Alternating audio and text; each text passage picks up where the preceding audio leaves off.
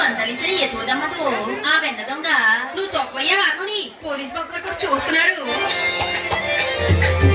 అన్నయ్య బాలూరు బొల్లోలు చెప్పిరి గాని ఏ పాప మెరుగానే తల్లి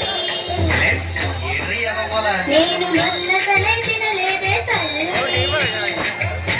అబద్ధరాటం మన్ను తినడానికి నీకేం కనపట్టిందిరా? నీకు వెన్నెలు లేవా, చున్నులు లేవా, అరిసెలు లేవా, పోనీ అటుకులు లేవా? నీకు నీకు నీకు పంచదార